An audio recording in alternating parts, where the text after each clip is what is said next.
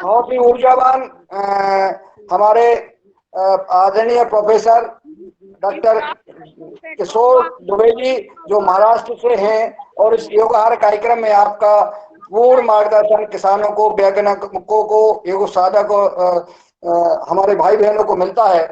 उनको मैं ससम्मान आमंत्रित करता हूं कि वो आए और जो सामाजिक स्थिति, किसानों की समस्या के लिए हमेशा तत्पर रहते हैं और चिंतन करते रहते हैं, उनके हम उद्गार सुनेंगे और हमें आप सब मार्गदर्शन प्रदान करें हम सबको कि हमको क्या करना है, हम किसान भाइयों को कैसे आगे बढ़ना है, समृद्ध कैसे बनेंगे, हमारी आमदनी कैसे दुगनी होगी और सरकार को क्या करना चाहिए किसानों के हित में। इस विषय पर हम आदरणीय किशोर दुबे जी को आमंत्रित करते हैं। सादर आमंत्रित हैं।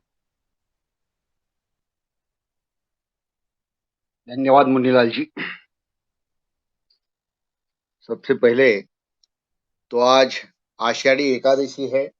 महाराष्ट्र में और देश में बहुत बड़ा त्योहार होता है विट्ठल रुक्माई जी का, तो इसकी मैं सभी को शुभकामनाएं देता हूँ। ईश्वर की कृपा हम सब पर, हमारे परिवारजनों पर, देश पर और विश्व के नागरिकों पर बनी रहे। दूसरा मैं चाहता था, जैसा कल आपने बोला, कि इसमें प्रबुद्ध जन, हमारे रोज की कम से कम वैज्ञानिक है, प्रोग्रेसिव फार्मर्स है, विचारक है, वह सभी इसमें उपस्थित रहे। अभी शायद 7 बजे होंगे ऐसी मैं अपेक्षा करता हूँ। 5-7 मिनट का समय है, क्योंकि पवन सर जी भी इसमें नहीं आए हैं और हमारे जो विनोद भट्ट जी है, रवि आदित्य जी है, उनियाल जी है, मार्केटिंग में, मतलब जो लोग इस स्थिति में रोज आते हैं, वह यदि सब बातें सुने तो निश्चित रूप से जैसा आप चाहते हो कि उस पर बहस हो सकती है, उस पर चर्चाएं हो सकती है, अलग अलग विचार आ सकते हैं, और उसमें क्या करना चाहिए, क्या नहीं करना चाहिए, कहाँ हमारी मर्यादाएं है, इस तरह का जो विचार होना चाहिए।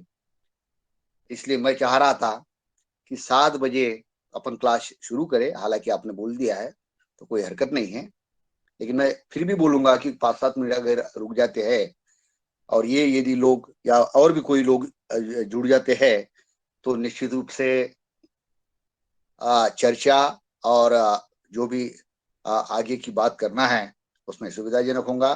जैसा कि मैं कई दिन से जो आवाज सुन रहा था, और आवाज जहाँ पे मतलब कई बार वो जो अभी प्रस्तुति नहीं हो पाई हीरालाल जी से, तो अगर वो 2 मिनट में कुछ करते हैं तो जरा प्रस्तुति हम सुन भी लेंगे, और तब तक अगर कुछ प्रबुद्धजन हमारे जुड़ जाते हैं तो ठीक है, वरना हीरालाल जी की बात खत्म होने के बाद मैं मेरी बात शुरू करूंगा। ऐसी मेरी गुजारिश है। मुन्नीलाल जी, आप मार्गदर्शन कीजिए। आदरणीय महोदय जी, सादर प्रणाम। इस योग कक्षा में जुड़े सभी महान भावों को, योगी जनों को, कृषि वैज्ञानिकों को, उनके हृदय में बैठे परमात्मा को मेरे प्रणाम स्वीकार हों। ये आपने मेरा नाम लिया है तो इसके लिए बहुत बहुत आभार, साधुवाद। थोड़ा सा मैं मार्गदर्शन चाहूंगा कि मुझे किस संदर्भ में, क्या अभी 2-3 मिनट के लिए क्या बात रखनी है। किसी भी संदर्भ में रखिए आप, क्योंकि आपकी आवाज और चौपाई जो आप बोलते हो और किसानों की भलाई के लिए अगर कुछ बात है तो वो भी कहिए, कोई हरकत नहीं। योगाहार कार्यक्रम के जी लिए जी या कुछ भी तो सुना दीजिए आप, ये सुनना जी चाहते जी हो जी कुछ नहीं।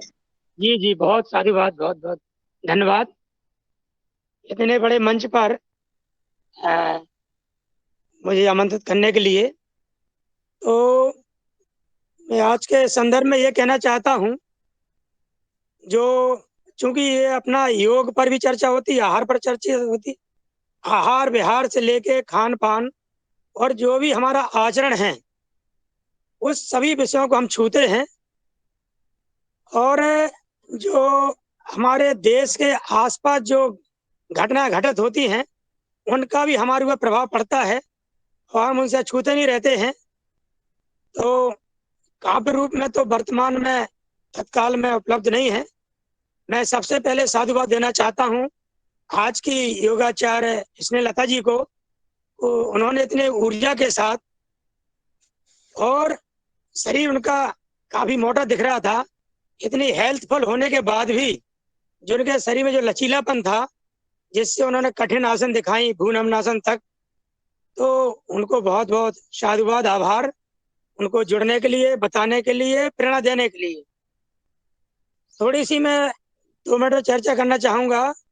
जो हमारे ये प्रदेश है, बगल का प्रदेश है, छोटा सा देश है श्रीलंका, उसमें जो घटनाक्रम हुआ है उसके पहले जो आज से 15 दिन 20 दिन पहले जो बात हो रही थी, उस पे उन्होंने एक गलत मैसेज डाला जा रहा था उस देश के लोगों द्वारा, और हमारे कुछ विघ्न संतोषी लोग जो हमारे देश के हैं उनको द्वारा भी।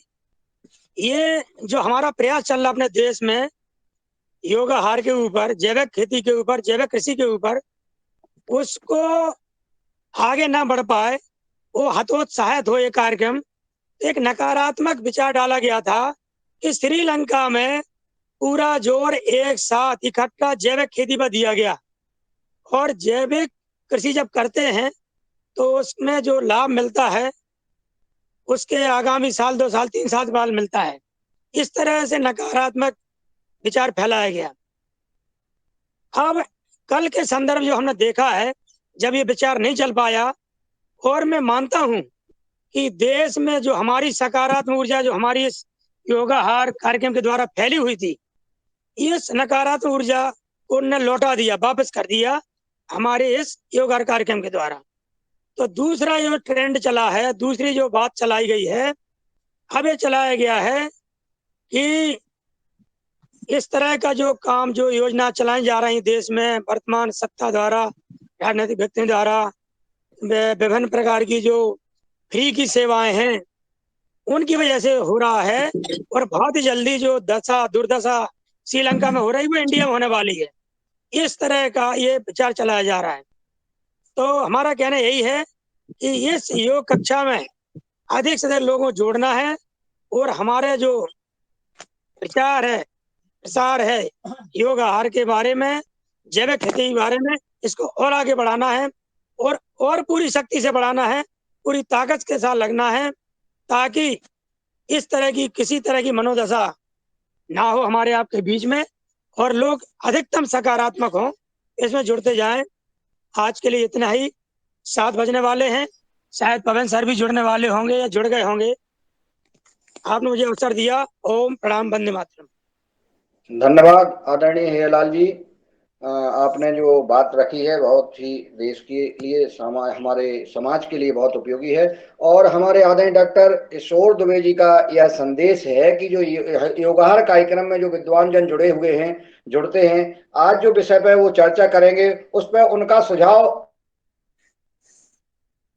अपना उसमें जोड़ना है, घटाना है, क्या करना है, सिर्फ सुनते ना रहें, वो बीच बीच में अपनी बात भी रख सकते हैं, ताकि उस बात का निष्कर्ष निकलता रहे। ऐसा हमारे डॉक्टर किशोर दुबे जी का आह्वान है।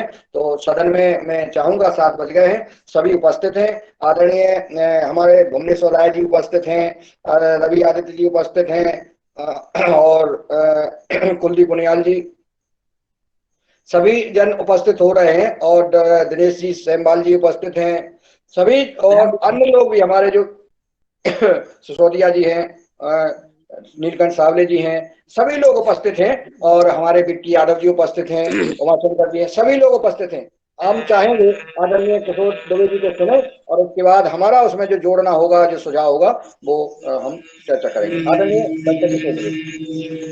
धन्यवाद मुनिलाल जी। मित्रों, आज जो मैं बात रखने जा रहा हूं, वह बात किसी किताब से कॉपी एंड पेस्ट वाली नहीं है। किसी विचारक ने अकेले में लिखी हुई या किताब में बताई हुई ऐसी भी नहीं है। यह तो हमारी 40-50 साल में किसानों के प्रति जो हमने दशा दुर्दशा देखी है, उस पे क्या निचोड़ हो सकता है, इसके लिए कई जगह पे कई लोगों के साथ में बचपन से ही मैंने जो चर्चा परिचर्चा की और उसके फलित क्या होते हैं क्या नहीं है, यह देखने का मुझे सुअवसर मिला। पहले तो मिला विनोबा जी के कार्यकर्ताओं के साथ में।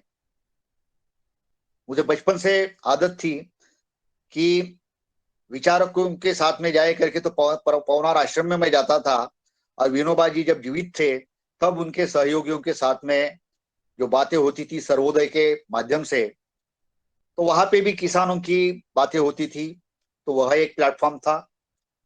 दूसरा जयप्रकाश जी नारायण जिन्होंने समग्र क्रांति का आंदोलन चलाया था, उनके सहयोगियों के साथ में कई वर्ष मैं उनके साथ में रहा, और वहां पर भी किसानों की और भारत के गरीबी की जो बातें चलती थी, उनको निकालने के रास्ते क्या है, उसमें बातें होती थी, उसका भी मुझे अनुभव मिला। शरद जोशी जिन्होंने देश में किसानों का पहला संगठन बनाया, तो 1978 से मैं करीब 2000 तक उनके साथ में रहा, उनके सभी कार्यकलापों को मैं नजदीक से देखता रहा। आज जो राकेश टिकैत का नाम सभी जानते हैं, उनके पिताजी के साथ महेंद्र सिंह टिकैत जी के साथ में बात करने का मुझे अवसर मिला। नंदियार स्वामी करके दक्षिण के किसान नेता थे, उस जमाने में बड़े नेता थे, तीन ही बड़े नेता माने जाते थे, महेंद्र सिंह टिकैत, शरद जोशी और नंदियार स्वामी। उनके साथ भी बात करने का मुझे मौका मिला। मैं ये इसलिए बोल रहा हूं क्योंकि जैसा मैंने शुरू में बोल दिया कि यह कोई किताब में बात है और उसको हम प्रोड्यूस कर रहे हैं, इसी बात में है। और साथ ही मैंने खुद खेती की है, खुद खेती करता हुआ आज भी गांव में जाता हूं, आज भी मेरे पास में खेती है। खेती के सभी ऑपरेशंस बैलों से लेकर तो सिंचाई तक के सभी मुझे खुद को आते हैं, और उसका अनुभव मैंने लिया है और आज भी लेता हूं। तो ये मेरा बैकग्राउंड है। इसलिए मैं हमेशा कहता हूं, अपनी क्लास में बोलता हूं कि सबसे पहले मैं किसान हूं, बाद में मैं वैज्ञानिक हूं। तो ये सब जो अनुभव है ये निचोड़ है, और ये निचोड़ के आधार पर, और योगाहार क्लास, अब योगाहार में और पतंजलि के साथ में भी आप लोगों के साथ में मैं 3-4 साल से काम कर रहा हूं, और योगाहार में तो पहले दिन से अभी तक रोज ही जुड़ता हूं। यहाँ पे भी बहुत अच्छी चर्चाएं होती है, और उसमें भी कई लोग अपने अपने अनुभव देते हैं। वह भी एक बैकग्राउंड मेरे साथ में है, और इसके आधार पे क्या होना चाहिए क्या नहीं होना चाहिए, इसके बारे में मैं अपने विचार रखना चाहता हूं। मेरी गुजारिश है कि मैं पूरे विचार यहाँ पे रख दूं, उसको 15-20 मिनट जो भी लगेगा, क्योंकि मैंने उस तरह से कैलकुलेशन नहीं किया है। सिर्फ निचोड़ क्या करना चाहिए, कैसे होना चाहिए, क्या हो रहा है, यह बात मैं रख दूंगा। उसके बाद में उस पर आप निश्चित रूप से चर्चा करें। चर्चा होनी चाहिए, क्योंकि चर्चा से उस विषय का अपडेटिंग होता है, उसमें सुधार आता है, और भी अच्छे आयाम उसमें जोड़े जाते हैं। इस बैकग्राउंड के साथ में या प्रस्तावना के साथ में मैं मेरी बात रखना चाहूंगा। जितने सरल शब्दों में रखना पॉसिबल है मुझे, उतने सरल शब्दों में ही मैं रखने की कोशिश कर रहा हूं। किसानों की आय में वृद्धि करना यह हमारा सबका मकसद है। किसानों का इनकम बढ़ना चाहिए, इसी के लिए आप और हम और भी जो जितने सोशोलॉजिस्ट है, इकोनॉमिस्ट है, देश के प्रधानमंत्री से लेकर तो जिनको जिनको लगता है कि भाई किसानों की आय बढ़नी चाहिए, किसानों का इनकम बढ़ना चाहिए, इसके लिए कई परियोजनाएं रखी जाती है, दी जाती है। मैं उन सबको 3 तबकों में बांटता हूं आसानी से समझने के लिए। कि समझो एक 3 मंजिला मकान है, और 3 मंजिले मकान के छत पे मेरे को चढ़ना है। तो पहला मंजिल रहेगी, उसके बाद पहले मंजिल से मैं दूसरे मंजिल पे जाऊंगा, दूसरे मंजिल से तीसरे मंजिल पे जाऊंगा, और फिर तीसरे मंजिल पार करके मैं छत पे जाऊंगा। मैं इसलिए बता रहा हूं कि तीसरे मंजिल के छत पर यदि हम जाएंगे, वहां पर अगर पहुंच सकते तो ही किसानों की गरीबी हट सकती है। इसके बारे में मेरे मन में कोई शंका नहीं। अब ये 3 मंजिलें क्या है? पहली जो मंजिल है, पहले मंजिल के बारे में ही बहुत सारा कहा जाता है कि किसानों का उत्पादन बढ़ना चाहिए। किसानों के उत्पादन बढ़ाने के लिए ढेर सारी यूनिवर्सिटीज है, एग्रीकल्चर यूनिवर्सिटीज है, कृषि विज्ञान केंद्र है, ट्रायल कम डेमोन्स्ट्रेशन फार्म्स है, प्राइवेट संस्थाएं है, और ये सभी पहले मंजिल की ही बात करते हैं। पहले मंजिल पे क्या क्या होना चाहिए भाई, ये खाद यूज करो, उस तरह से दवाई का छिड़काव करो, उस तरह से देसी बीज यूज करो या फिर उन्नत बीज यूज करो, सब बातें पहले मंजिल की चलती है। हमारा मकसद क्या है? हमारा मकसद है कि तीसरे मंजिल के छत पे चढ़ना। लेकिन ढेर सारी बातें जो होती है वो सिर्फ पहले और पहले ही मंजिल के बारे में होती है। इसमें क्या बताया जाता है कि भाई आपकी उपज बढ़ाना है, आपकी उपज अगर बढ़ गई, उत्पादन बढ़ गया, आप 4 क्विंटल लेते हो वहां पे 6 क्विंटल लो, 10 क्विंटल लो, 12 क्विंटल लो, उसके लिए ये खाद यूज करो, वो छिड़काव करो, आदि आदि। यह एक बताया जाता है। दूसरा पहलू जो बताया जाता है कि हाँ, आप इनकी जो लागत खर्चा जो है वो लागत खर्चा कम करो। निश्चित रूप से लागत खर्चा कम करने का प्रावधान जो ऑर्गेनिक या नेचुरल फार्मिंग के माध्यम से कहा गया है वह एक सराहनीय कदम है, और निश्चित रूप से वह कदम बहुत अच्छा है। पहला भी कदम, मैं उसको नकारता नहीं हूं कि हमारा उत्पादन बढ़ना चाहिए। इसके लिए जो भी संभावित तरीके हैं, सस्टेनेबल या शाश्वत तरीके हैं, उनको भी हमने स्वीकारना चाहिए। मैं सिर्फ आपके सबके मन पे एक ही इम्प्रेस करना चाहता हूं कि सिर्फ पहले मंजिल के सब काम करके हम तीसरे मंजिल के छत पर नहीं चढ़ सकते। तो यह दूसरा कदम है। बाद में बोला जाता है कि भाई ग्रुप फार्मिंग करो, किसानों के समूह बनाओ, अकेले बनोगे तो लूटे जाओगे। बिल्कुल सही बात है। तो किसानों के समूह बनाने चाहिए, किसानों में जागृति लानी चाहिए।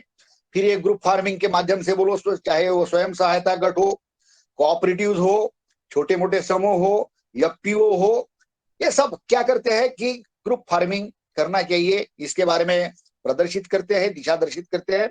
निश्चित एक सराहनीय कदम है, उसको भी हम स्वीकारेंगे।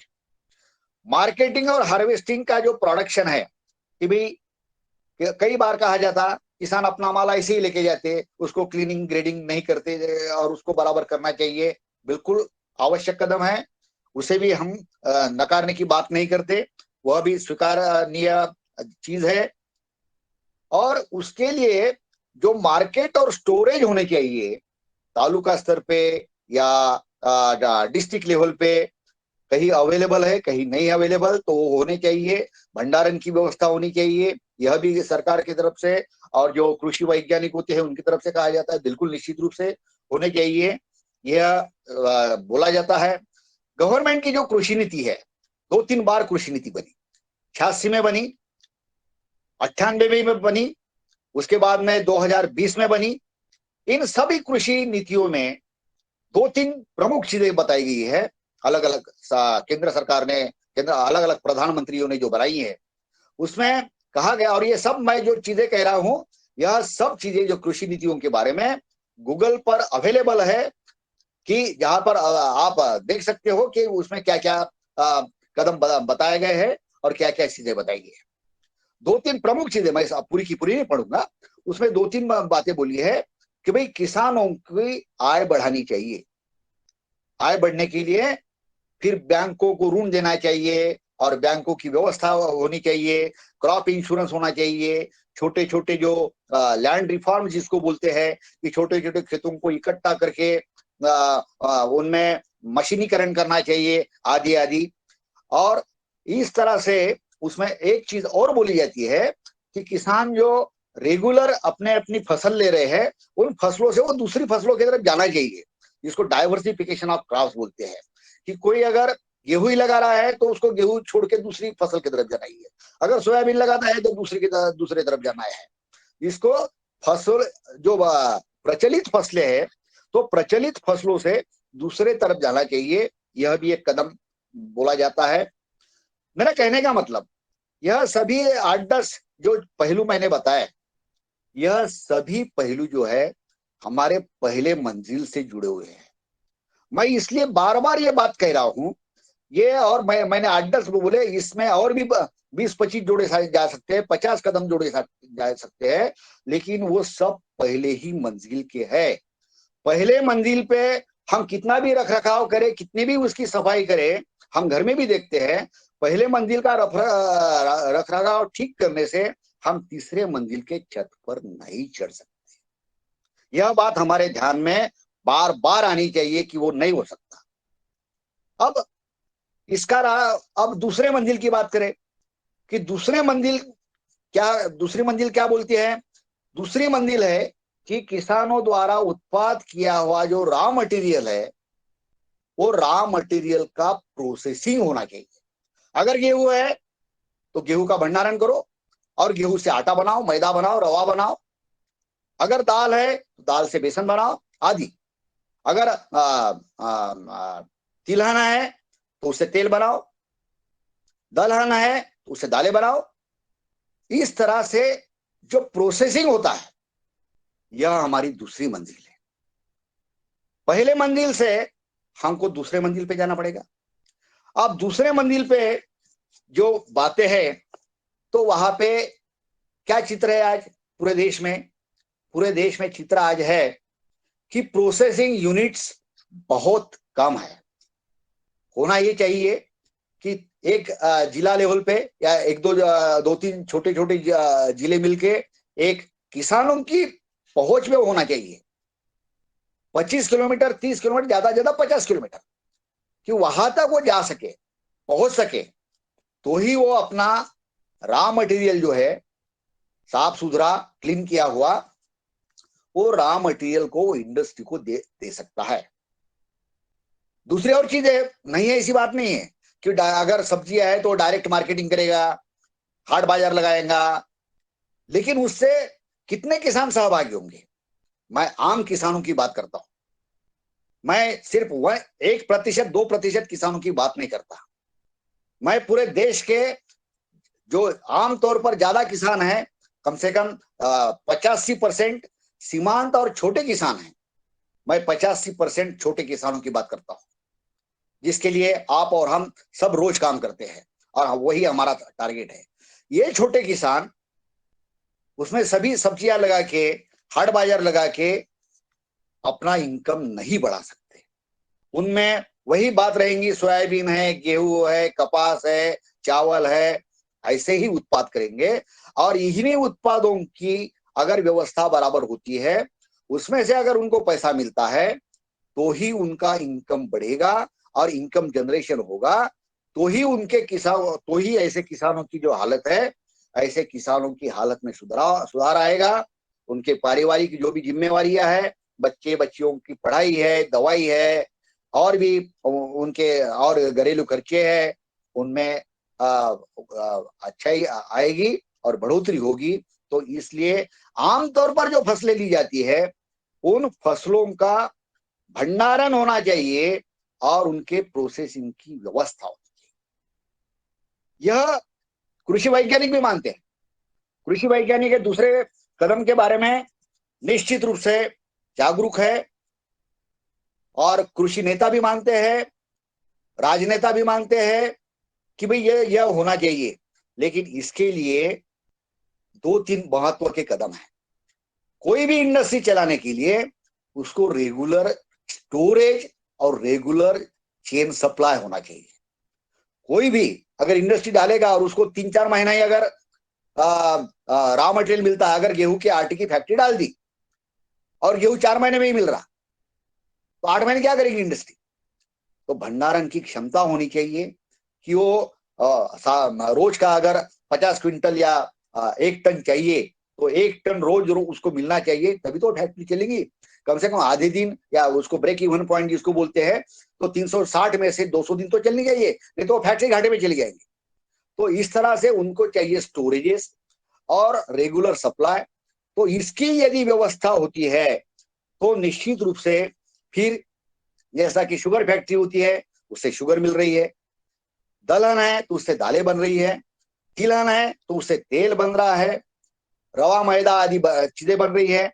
ऐसी जो जिसको हम प्राइमरी प्रोड्यूस से लेकर तो सेकेंडरी प्रोड्यूस जिसको बोलते हैं, मतलब उसका कन्वर्शन करके जो पक्का मटेरियल बनता है, ये पक्का मटेरियल ज्यादा दिन तक हम स्टोरेज कर सकते हैं उसके अलग अलग विधियों को अपनाकर। तब हम सेकंड फ्लोर पे चढ़े, ये सेकंड फ्लोर पे आ गए, ऐसा हम बोलेंगे। यहां तक बातें बहुत सरल है। अब पहले फ्लोर से भी डायरेक्टली तुम तीसरे फ्लोर पे आ सकते, रॉ मटेरियल डायरेक्ट लेके एक्सपोर्ट करने के लिए या बल्क भंडारण करने के लिए, या उसको प्रोसेस करके दूसरे मंजिल के माध्यम से भी आप तीसरे फ्लोर पे आ सकते। दोनों रास्ते हैं। पहले फ्लोर से भी डायरेक्ट तीसरे फ्लोर पे आने का सीढ़ी है, अपना पूरा माल वहां पे लेके आओ बल्क में एक्सपोर्ट के लिए या बड़ी इंडस्ट्रीज के लिए, या दूसरे फ्लोर के माध्यम से उसके छोटे छोटे प्रोसेसिंग यूनिट्स के माध्यम से वो प्रोसेस किया हुआ दूसरा माल है उसको आप तीसरे फ्लोर पे लेके आओ। तीसरे फ्लोर पे एंट्री तो हो गई, सबसे बाधा जो है वो तीसरे फ्लोर पे है। अब तीसरा फ्लोर क्या है? तीसरा फ्लोर है कि तीसरी जो मंजिल है कि चाहे रॉ मटेरियल रहे, किसान ने उत्पाद किया हुआ जो माल है उसको अच्छे कीमत में बेचने का एक तीसरा फ्लोर है, बेचने के लिए, और उसे बेचने से जो इनकम आएगा तो ही तीसरे मंजिल के छत पे हम चढ़ेंगे। तो एक तो किसान ने उत्पाद किया हुआ जो माल है उसको हम अच्छे प्राइस में बेचे, अच्छे कीमत में बेचे, या दूसरे फ्लोर में जो प्रोसेसिंग किया है उसको हम बेचे। ये दोनों माध्यम से, मैं दूसरा फ्लोर इसलिए बोल रहा, कई बार कोऑपरेटिव शुगर फैक्ट्रीज होती है, ऑयल फैक्ट्रीज होती है, हमारे महाराष्ट्र में जो स्पिनिंग फैक्ट्रीज है, कॉटन फैक्ट्रीज है, बहुत बड़ा सेक्टर है कोऑपरेटिव्स का। तो ये दूसरे फ्लोर के माध्यम से वो आ सकते हैं, तो तीसरे फ्लोर पे एंट्री तो हो गई, लेकिन हमारा मकसद है कि तीसरे फ्लोर के छत पर चढ़ने का। अब होता क्या, और तीसरे फ्लोर पे ही गड़बड़ी है, मैं साफ सुथरे शब्दों में बोलता, सब गड़बड़ी तीसरे फ्लोर पे है। तीसरे फ्लोर तक आने दे दो, लेकिन तीसरे फ्लोर में चढ़ने नहीं देते उसके छत पर।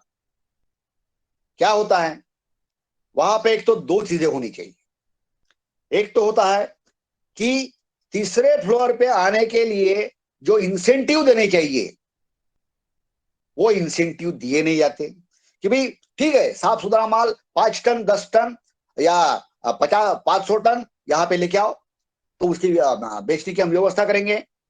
इस तरह के सरकार के माध्यम से जो इंसेंटिव बाकी कई देशों में दिए जाते हैं, कई अमेरिका में भी दिए जाते हैं, बाकी देशों में भी दिए जाते हैं, यह इंसेंटिव जिसको बल्क स्टोरेज जिसको हम बोलते हैं कि 100 टन 500 टन 1000 टन ऐसा माल लेके आओ, सरकार वो उसका भंडारण करेगी और उसको एक्सपोर्ट सरकार करेगी। और उस तरह के किसानों को वो रिस्क लेने की जरूरत नहीं है। वहां पे भी दो व्यवस्थाएं रहती है कि अगर रिस्क लेना चाहते हो तो आप उस व्यवस्था में माल दे सकते हो, अगर नहीं लेना नहीं चाहते तो वो एक्सपोर्ट के काबिलियत जो उपज होती है उसका एक विशेष दाम देके किसानों को वहीं पे भुगतान किया जाता है। यह एक चीज। और तो वहां पे आप स्टोरेज में भी रख सकते हो या एक्सपोर्ट को डायरेक्ट दे सकते हो, यह एक व्यवस्था। इस व्यवस्था का अभाव हमारे देश में शायद कुछ चुने गिने जगह पे होगा, लेकिन मुझे तो भी ऐसी व्यवस्था अपने देश में नहीं दिख रही। यह भी बहुत छोटा हर्डल है।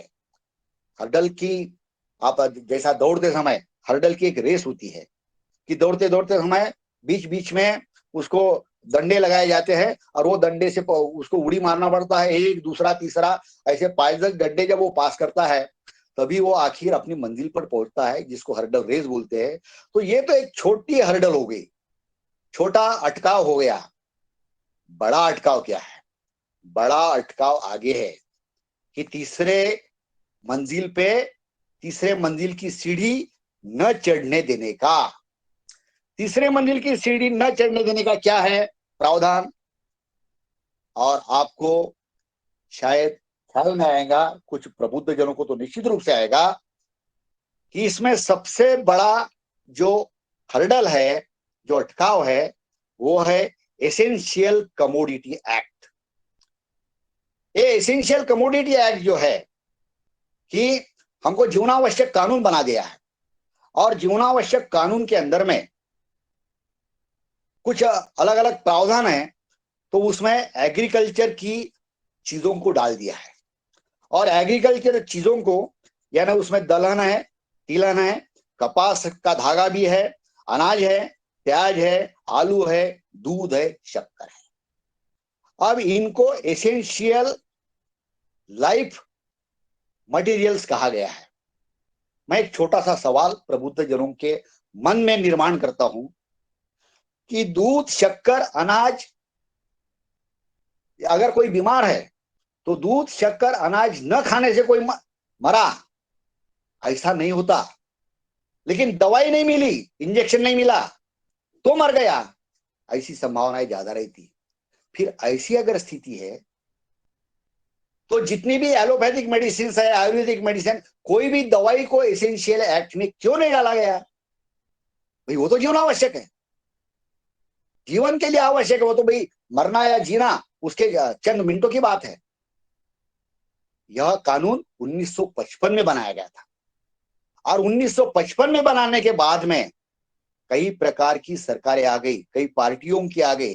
मैं इसलिए जानबूझकर कह रहा हूं, इसमें कोई व्यक्तिगत पार्टी वाली बात नहीं है, लेकिन सभी ने यह समझा कि किसानों को अगर गरीबी में हम नहीं रखते, किसान गरीबी के माध्यम से अगर वो देहातों में नहीं बसेगा, तो हमको इकट्ठे वोट कैसे मिलेंगे? इकट्ठे वोट मिलाने की राजनीति है ये। जैसे स्लम्स में दादा लोग या गुंडा लोग या राजनीतिक पार्टियां स्लम्स को वैसे ही रखती है। बंबई की धारावी झोपड़पट्टी जो है उसको 100 साल से वैसे ही रखा गया है, क्योंकि धारावी में जो झोपड़पट्टी एशिया की सबसे बड़ी, वहां पे कई नजदीक नजदीक मतदान केंद्र खुले जाते हैं, मतदाता मिलते हैं। ऐसी ही व्यवस्था सभी पार्टियों के राजनेता आमतौर पर चाहते हैं, और इसीलिए देहाती किसानों को गरीब रखने की जो व्यवस्था है, वो गरीब रखने के लिए इस तरह की व्यवस्था किया है कि एसेंशियल कमोडिटी एक्ट से 1955 में बने हुए ये जो कानून को, इन चीजों को निकालने का किसी ने प्रयास नहीं किया एक्सेप्ट मोदी जी।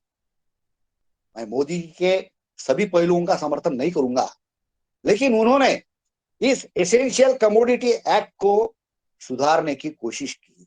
जो 3 कृषि कानून लाए थे, वो तीसरे कृषि कानून में उन्होंने, तीसरा जो कृषि कानून था कि ये जो जीवनावश्यक के नाम पे किसानों को मतलब दबाया जाता है, डुबाया जाता है, उसमें से दलहन, तिलहन, कपास का धागा, अनाज, प्याज और आलू, इन चीजों को निकालने का मोदी गवर्नमेंट ने एक प्रावधान रखा था। बहुत सराहनीय कदम था। दुर्भाग्यवश वह नहीं हो पाया, लेकिन आज भी इन चीजों को वहीं पे रखा गया है। और ये क्यों रखा गया है, इसकी कहानी और थोड़ी समझनी चाहिए। ऐसा नहीं कि सरकार को ये समझता नहीं कि निकालना चाहिए करके, अलग अलग पार्टियों में भी विद्वान है, उनको नहीं समझता, ऐसी बात नहीं है। इसका दुखड़ा दूसरा है। एसेंशियल कमोडिटी एक्ट्स मतलब जीवनावश्यक कानून में इन चीजों को रखने से इन्फ्लेशन यानी मुद्रास्फीति जो है, वो मुद्रास्फीति बढ़नी नहीं चाहिए, यही हर सरकार चाहती। मुद्रास्फीति बढ़ी तो क्या होगा? मुद्रास्फीति बढ़ी तो इनको सभी गवर्नमेंट के जो कर्मचारी है, चाहे सेंट्रल गवर्नमेंट के हो, स्टेट गवर्नमेंट के हो, या फिर पेंशनर हो, इन सबका डियरनेस अलाउंस बढ़ता है, डीए बढ़ता है। आप बीच बीच में खबरें सुनते हो कि भाई सरकार 1 जुलाई से डीए दे रही है, 1 जनवरी से डीए दे रही है, 3% डीए बढ़ेगा। और 3% भी डीए अगर या 1%, 2% भी बढ़ जाता है, तो करोड़ों रुपए का भुगतान सरकार को करना पड़ता है। आज करीबन अपने देश में केंद्रीय कर्मचारी, राज्य के गवर्नमेंट कर्मचारी और केंद्र के गवर्नमेंट कर्मचारी और पेंशनर्स, इनकी सबकी तादाद 1 करोड़ से ज्यादा है लगभग। और इनको थोड़ा भी अगर 100, 200, 500 रुपया भी अगर बढ़ जाता है डीए के माध्यम से, तो करोड़ों रुपए का भुगतान सरकारों को करना पड़ता है, केंद्र सरकार को भी करना पड़ता है और राज्य सरकारों को भी करना पड़ता है। तो व्यवस्था ही ऐसी करे कि भाई इन्फ्लेशन बढ़ना ही नहीं चाहिए, मुद्रास्फीति बढ़नी ही नहीं चाहिए। मुद्रास्फीति नहीं बढ़ी तो हमको डीए देने की नौबत नहीं आएगी। फिर आप बोलेंगे या मन में आएगा कि सर फिर मुद्रास्फीति क्यों बढ़ती है? तो मुद्रास्फीति बढ़ाने में या इन्फ्लेशन में सिर्फ एग्रीकल्चर प्रोड्यूस नहीं है, इसके साथ में और भी कुछ मेटल्स है और भी बाकी चीजें हैं। उन चीजों पे सरकार का डायरेक्ट नियंत्रण नहीं है। कार की कीमत बढ़ जाती है, व्हीकल की कीमत बढ़ जाती है, उस पे उनको सरकार उतना कंट्रोल नहीं कर पाती, क्योंकि उनको खुद के कानून है। मेरी फैक्ट्री में से इतनी लागत हुई है, मेरे कार की कीमत मैं तय करूंगा, मेरे स्कूटर की कीमत मैं तय करूंगा, मेरे यहाँ से जो लोहा जा रहा है बिल्डिंग मटेरियल के लिए उसकी कीमत मैं तय करूंगा। तो बाकी पे वहां पे जितनी भी और भी आइटम है उनको वो लोग तय करते हैं, और जिसके माध्यम से महंगाई बढ़ती है। महंगाई बढ़ती तो डीए देना पड़ता है और करोड़ों का भुगतान करना पड़ता है सरकार को। तो इसलिए सरकार यही चाहती है कि दबाने वाला सेक्टर जो है वो सिर्फ किसानों का है। यह अलग अलग बिखरे हुए है, ये इकट्ठा आती नहीं है, इनकी यूनियन बन नहीं सकती है, और इनकी यूनियन नहीं बनने से वो सरकार पे जिस तरह से चाहिए उस तरह से प्रेशर नहीं दे सकते, और इसलिए प्रेशर नहीं देने से इनको दबाने की हमेशा कोशिश होती है। तो ये हो गया। अब ये जो एग्रो मटेरियल्स, अब हमको ये इन्फ्लेशन या महंगाई रोकने के लिए जो अलग अलग तरीके हैं, वो तरीके को सरकार द्वारा जो अपनाए जाते हैं उनको हमको रोकना पड़ेगा। तो इसीलिए, क्योंकि इसका डायरेक्ट संबंध सरकार से है, हमेशा अपने क्लास में भी कहा जाता कि हर चीज सरकार नहीं कर सकती है। हम भी मानते हर चीज सरकार नहीं कर सकती, लेकिन सरकार जो गलत चीजें करती है उसको कौन रोकेगा? सरकार जो गलत चीजें करती है उसको सरकार ही रोकेगी, उसको आम आदमी नहीं रोक सकता। हमारी निर्भरता सरकार पर नहीं होनी चाहिए हर चीज के लिए, इस बिंदु से हम भी सहमत है। लेकिन अगर गलत चीजें होती है और सरकार द्वारा अगर होती है तो उसको सरकार ने ही रोका जाना चाहिए। इसके बारे में हमारे मन में कोई संदेह नहीं है, और यही मांग जो है, यही बात जो है, वो यही बात हमेशा होनी चाहिए। अब यह आप समझ गए कि किस तरह से यह बात होती है। तो निश्चित रूप से अब इसमें से रास्ता क्या हो सकता है कि अड़ंगे जो अलग अलग निर्माण किए जाते हैं, एक तो पहले तो एमएसपी, मिनिमम सपोर्ट प्राइस जिसको बोलते हैं, ये मिनिमम सपोर्ट प्राइस ही गलत तरीके से बनाई जाती है। यानी किसान के पास एक तो पैसा आता नहीं, आता तो कितना कम आता है, और उसके लिए क्या क्या अड़ंगे सरकार ने बनाए हैं यह भी हमारी समझ में आना चाहिए। पहला अड़ंगा है कि जो मिनिमम सपोर्ट प्राइस है वही गलत तरीके से निकालना। एक बार मैंने क्लास में बोला था, अगर आप लोगों को ध्यान में है, कि हर फैक्ट्री में जो भी मशीन यूज की जाती है उसमें डिप्रिसिएशन कॉस्ट निकाली जाती है कि यह मशीन 10 साल में खराब हो जाएंगी। अगर 1 करोड़ की है तो उसको 10-10 लाख उसके लागत खर्चे में पकड़े जाओ, ताकि जमा किया जाए और फिर 10 साल के बाद में वो मशीन बदली जाए। किसानों के साथ ऐसा नहीं होता, चाहे उसके बैल के बारे में भी नहीं पकड़ा जाता और उसके ट्रैक्टर के बारे में भी नहीं पकड़ा जाता। इसको हम डिप्रिसिएशन कॉस्ट बोलते हैं। ये डिप्रिसिएशन कॉस्ट आज भी मिनिमम सपोर्ट प्राइस करते समय नहीं की जाती। दूसरा होता है कॉस्ट ऑफ प्रोटेक्शन। अगर छोटी सी भी फैक्ट्री होती है तो वहां पे चौकीदार की तनख्वाह पकड़ी जाती है, लेकिन हम सवेरे उठते ही अपने खेत को बराबर है कि नहीं, उसमें गाय आई कि नहीं, अगर कुछ फल लगे हैं तो भी बच्चों ने तोड़े तो नहीं, जानवरों ने तोड़े तो नहीं, ये कॉस्ट ऑफ प्रोटेक्शन जिसको बोलते हैं, यह उसमें नहीं पकड़ी जाती। तीसरी चीज है कि घर में जो लेबर काम करता है, घर की महिला है, अगर दूध की फैक्ट्री है, दूध का धंधा है, तो घर में जाने के बाद में डबकी धोनी पड़ती है, उनको उनका गाय उनका गोबर उठाना पड़ता है। यह सब जो है यानी होम लेबर जिसको बोलते हैं, ये होम लेबर भी आज भी व्यवस्था है कि उसमें नहीं पकड़ी जाती। तो सही ये पहला एक महत्व का अड़ंगा है जिसके माध्यम से किसानों की जो आय मिलनी चाहिए वो आय व्यवस्थित मिलती नहीं। दूसरा क्या है कि जो डिस्ट्रिक्ट लेवल पे और भंडारण की व्यवस्था, मार्केट की व्यवस्था जितनी चाहिए किसान के पहुंच में आने के लायक, वैसी व्यवस्थाएं नहीं है। पंजाब में और हरियाणा में इतना बड़ा आंदोलन हुआ, क्यों हुआ? क्योंकि वहां पे पहुंच 20 या 25 किलोमीटर के दायरे में पहुंचने की व्यवस्था है। उनको ये चाह रहे थे कि अगर प्राइवेटाइजेशन हुआ तो शायद इतने पूरे भंडारण, इतने मार्केटिंग व्यवस्था रहेंगे नहीं और हमको लंबा जाना पड़ेगा। यह भी उनका एक पहलू था। तो किसानों के पहुंच में जो व्यवस्था होनी चाहिए वो व्यवस्थाएं नहीं है, तो वो व्यवस्थाएं बननी चाहिए, या आज नहीं है, तो ये दूसरा अड़ंगा है। प्रोसेसिंग यूनिट्स के बारे में भी वही है कि प्रोसेसिंग यूनिट्स के बारे में, जैसा हमने शुरू में भी कहा कि वो व्यवस्थाएं किसान की पहुंच में नहीं है। अब हम ये नहीं बोलेंगे कि इसके लिए पूरा पैसा सरकार ने लगाना चाहिए करके, लेकिन अगर प्राइवेटाइजेशन बाकी क्षेत्रों में होता है तो कृषि में प्राइवेटाइजेशन करने की क्या हरकत है?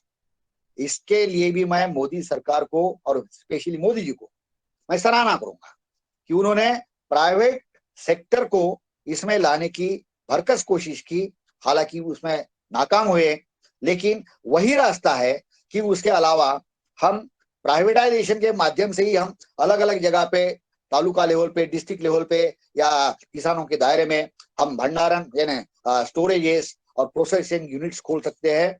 यही होना चाहिए, लेकिन आज वो नहीं है। तीसरा अड़ंगा सबसे महत्व का अड़ंगा है, इसमें मोदी भी शामिल है कि एग्रीकल्चर इंपोर्ट एक्सपोर्ट पॉलिसी में अड़ंगे निर्माण करना। ये मोदी जी ने भी किया है। इंपोर्ट एक्सपोर्ट पॉलिसी, एक तरफ आप बोलते हो, कृषि नीति में लिखा है उन्होंने 2020 के कि किसानों की आय बढ़नी चाहिए, किसानों ने अपना माल उचित दामों पे बेचना चाहिए, लिखा है उसमें। अगर किसानों ने अपनी उपज उचित दामों पे बेचनी चाहिए, ज्यादा दामों पे बेचनी चाहिए, महंगे दामों पे बेचनी चाहिए, तो महंगे दाम मिलने की जब नौबत आती है तब भी उसमें अड़ंगे क्यों निर्माण कर रहे हो? अगर पूरे दुनिया में गेहूं की डिमांड ज्यादा है और गेहूं के अगर रेट बढ़ रहे हैं तो गेहूं पे आपने क्यों बैन लगाया? गेहूं से आटा बन रहा है तो परसों ही गेहूं के आटे पे, रवा मैदे पे क्यों बैन लगाया?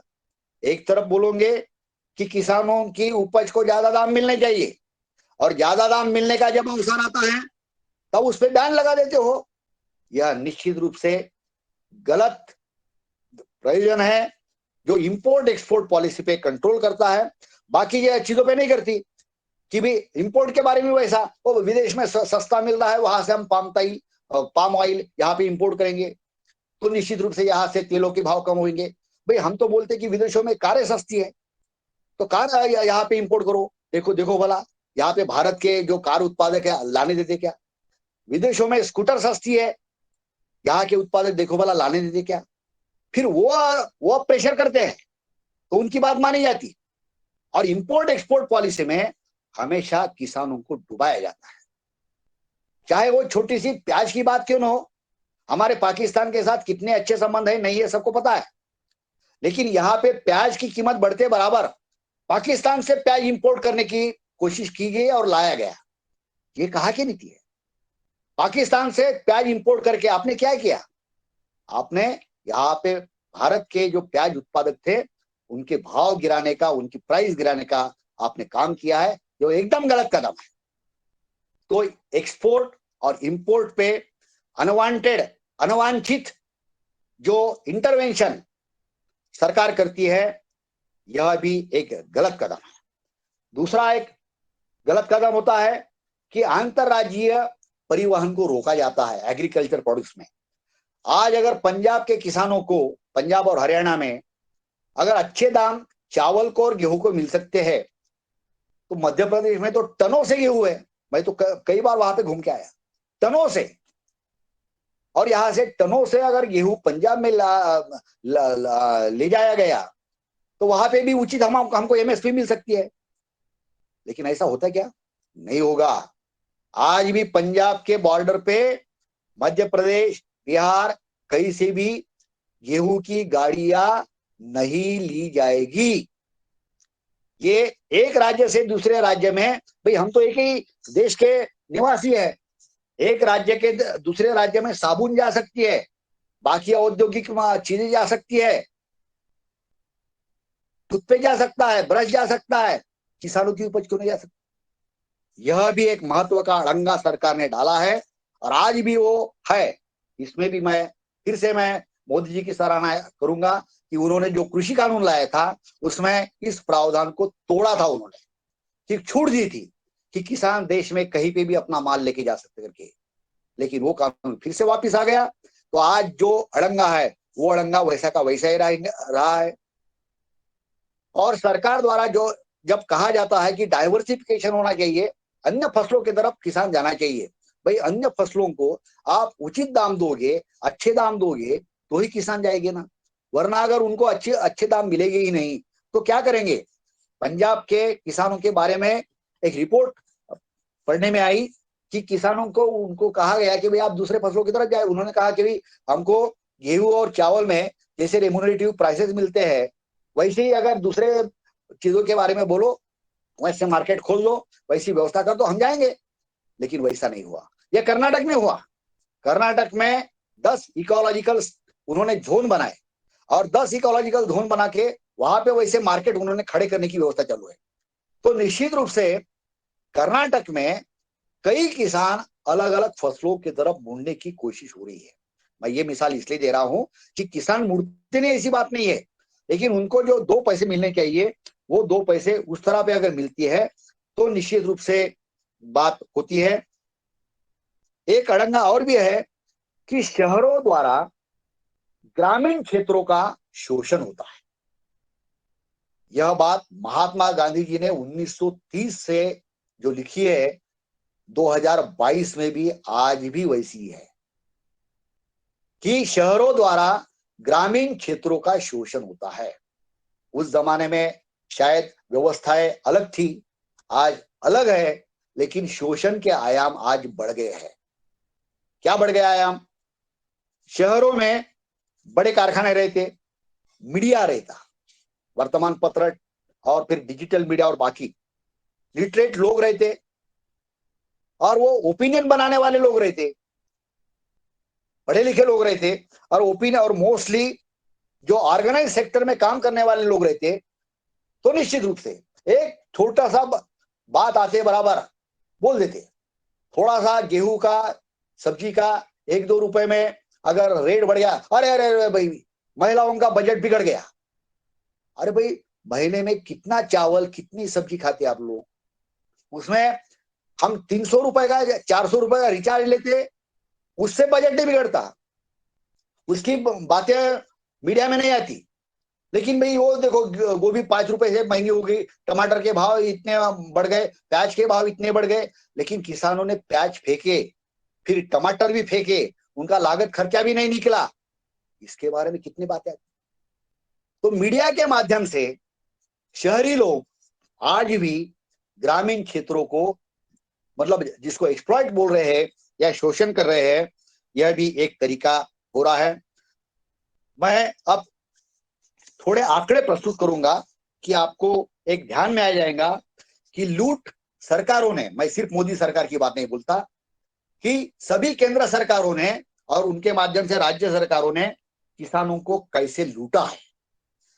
मैंने मिसाल के तौर पर सिर्फ 10 जो फसलें हैं, 10 फसलों का 98-99 का गवर्नमेंट ने जो दी वो एमएसपी, और 22-23 में मोदी सरकार ने जो दी वो एमएसपी मैं आपको बताऊंगा।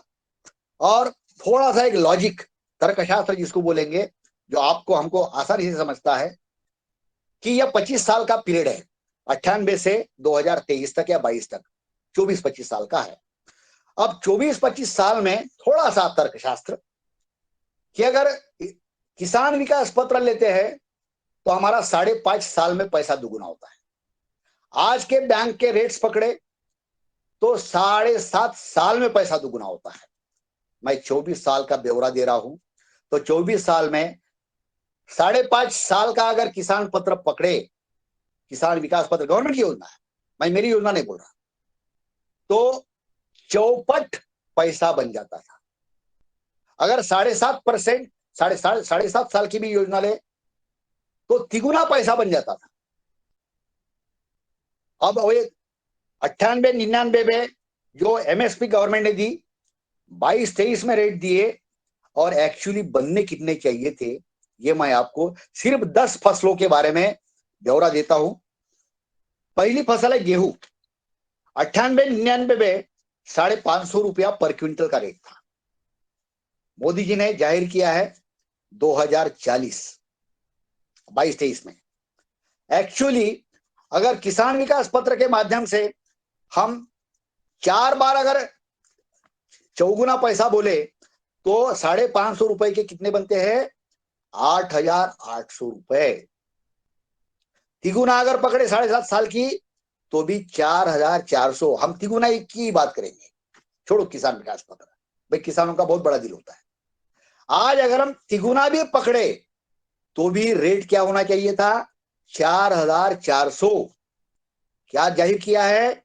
2040। कितना प्रतिशत? 46%। घाटे का धंधा होगा कि मुनाफे का होगा? दूसरी फसल है तुअर। 960 रुपया 98-99 में रेट था, अब जाहिर किया है 6,600 रुपया। हम 7.5 साल की भी अगर 3 साइकिल पकड़े तो रेट आता है 7,680 रुपया।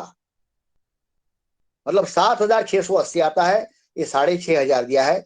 85% रेट देने की इसमें कोशिश की गई है, लेकिन पूरा नहीं दिया गया, और वो गलत तरीके से तो एमएसपी बनाई जाती है। मैंने थोड़ी देर के पहले बोला चने का रेट था 895, अभी जाहिर किया है 5,230। एक्चुअली 3 साइकिल में बैंक रेट से आता है 7,160 रुपया। मतलब सिर्फ 73% ही हमको देने का प्रावधान किया है, उससे ज्यादा नहीं। कपास का रेट था 1,650, जाहिर किया है 6,380। एक्चुअली आना चाहिए 3 साइकिल में भी बैंक रेट से 13,200। 13,200 आना चाहिए, और 6,380 दिया। 50% भी नहीं है। किसान, कपास वाले किसान ज्यादा आत्महत्या क्यों करते हैं? यह उसका कारण है। अरे भाई, जितना लगाया गया उसके 50% भी पैसा अगर वो किसान को नहीं दोगे तो किसान जिंदा रहना चाहेगा? किसानों के आत्महत्याओं की खोज करते समय यह जो बिंदु है, इन बिंदुओं को ध्यान में नहीं लिया गया। सोयाबीन का रेट था 705 रुपया, आज दिया गया है 4,300। 3 साइकिल में भी बैंक रेट से होना चाहिए 5,640। 5,640 होना चाहिए, लेकिन 4,300 ही अभी इस वर्ष के लिए जाहिर किया है, तो सिर्फ 76% है। भाई गन्ने की बात बोलता हूं, सबको लगता है कि गन्ने के किसान यानी बहुत अमीर किसान होते हैं। गन्ने का रेट था 52 रुपया, अभी जाहिर किया है 305 रुपया। बैंक हिसाब से होना चाहिए, 3 ही साइकिल पकड़ा मैंने, 7.5 साल में एक, तो 24 साल में 3 साइकिल होगी, 416 होना चाहिए। उसमें भी 73% ही दिया गया है, पूरा भुगतान उनको भी नहीं किया। मक्के का रेट था 390, जाहिर किया 1962, होना चाहिए 3120। जवार में था 390, जाहिर किया 2970, होना चाहिए 3120। बाजरा में 390 था, जाहिर किया 2350, होना चाहिए 3120। मूंगफली का रेट था 1,040, जाहिर किया 5,850, होना चाहिए 8,320। सूरजमुखी का रेट था 1,060, जाहिर किया 6,400, देना चाहिए 8,480। और धान का रेट था 440, जाहिर किया है 2,040, एक्चुअली देना चाहिए 3520। मैं बैंक के प्रावधान की ही बात बोलता हूँ। अगर किसान विकास पत्र की बात बोलता हूँ तो इससे दुगुने पैसे मिलते हैं। मैं सदन से बोलना चाहता हूँ, यही चीजें है जो चीजें हमको क्यों गरीबी में रखती है। और गरीबी में रखते समय दो बिंदु जो है, ये दो बिंदुओं की तरफ मैं सदन का ध्यान आकर्षित करना चाहता हूं। 1991 से अगर हमने खुली अर्थव्यवस्था, मनमोहन सिंह जी अर्थ मंत्री थे और नरसिंह राव प्रधानमंत्री थे, खुली अर्थव्यवस्था का हमने अगर स्वीकार किया है, गैट करार का अगर स्वीकार किया है कि सब हम खुले से ही बोलेंगे, खुली व्यवस्था को अपनाएंगे, ऐसी अगर व्यवस्था हमने वहां पे लिख दिया है, तो फिर गवर्नमेंट एम्प्लॉय को क्लोज सेक्टर में क्यों रखा गया। यह बात मैं आज नहीं बोल रहा, मैं 85 से जब मैं खुद प्रोफेसर था तब से बोल रहा हूं कि हमारी नौकरी तो चलेगा, लेकिन अगर ओपन खुली अर्थव्यवस्था है तो लोगों को 20 साल के लिए, 25 साल के लिए, 30 साल के लिए एक प्रोटेक्शन देके बंद व्यवस्था में क्यों रखा जाता है। उनको खुली व्यवस्था में क्यों नहीं रखा जाता। तो खुली व्यवस्था में वो होना चाहिए। या फिर किसानों के लिए खुली व्यवस्था के भरोसे छोड़ के उनको प्रोटेक्शन उनका हटा दिया। उनको जो प्रोटेक्शन मिलना चाहिए था वो प्रोटेक्शन की बात नहीं, मतलब 24 फसलों की जो एमएसपी आती है उसमें 25वीं फसल नहीं जोड़ी गई, कई ढेर सारी जो व्यवस्था है वो नहीं की गई। मतलब जो अनऑर्गेनाइज सेक्टर है उनको हवा में छोड़ दिया, भगवान भरोसे छोड़ दिया कि उनकी उन्नति न हो। और जो क्लोज सेक्टर है वो क्लोज सेक्टर में सभी प्रोटेक्शन के बात हो गई। और यही जो भारत के किसानों के गरीबी का मुख्य कारण है, यही कारण है।